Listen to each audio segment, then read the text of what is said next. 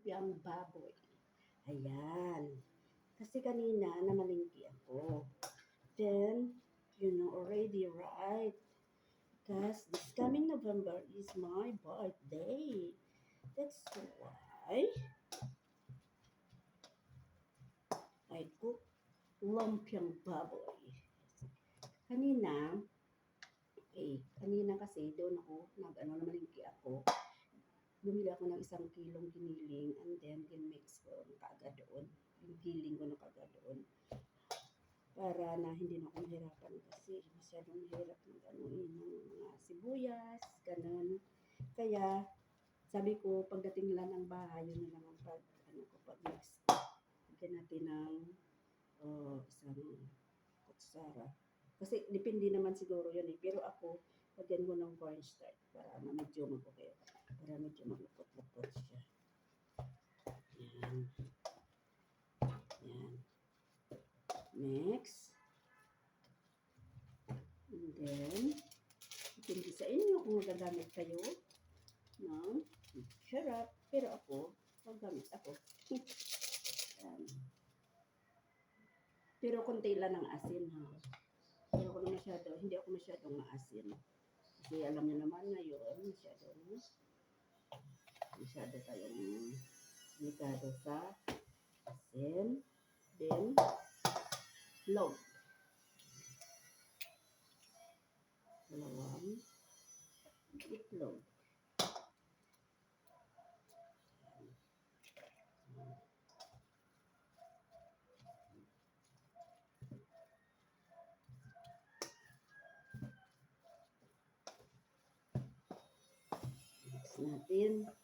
I-mix natin. I-mix natin.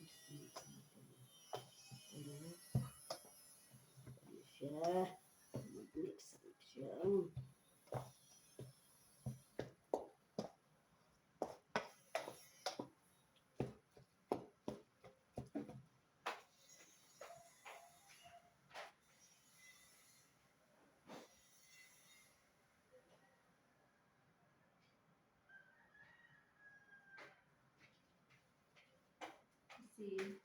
Pwede kasi, meron pala.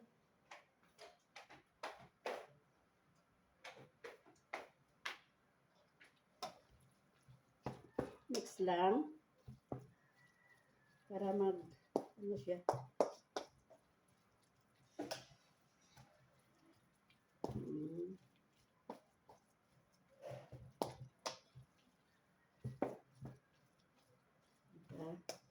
Then, after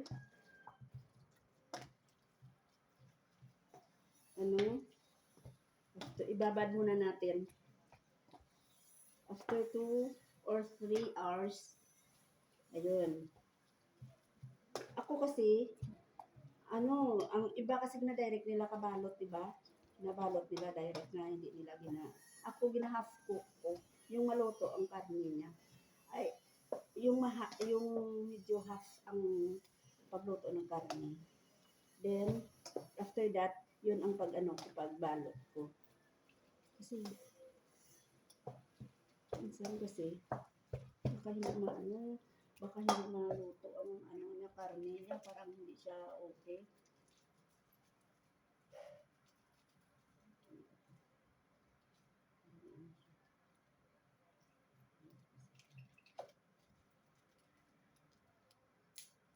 Lagyan natin ng konting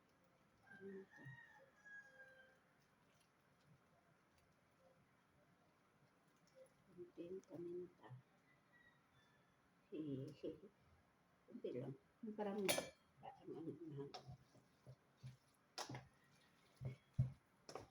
yes.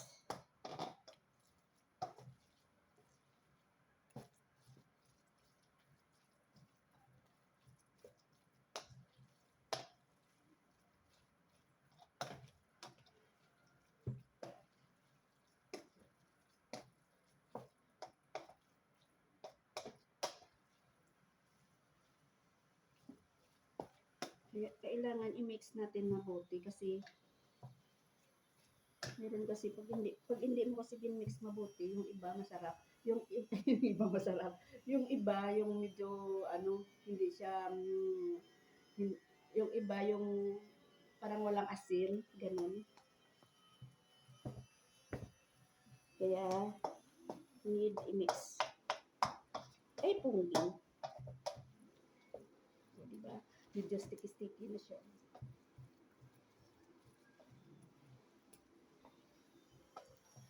Ayan. Then, after that, i-half cook na natin siya. So, diba? Tikman na natin. Diba?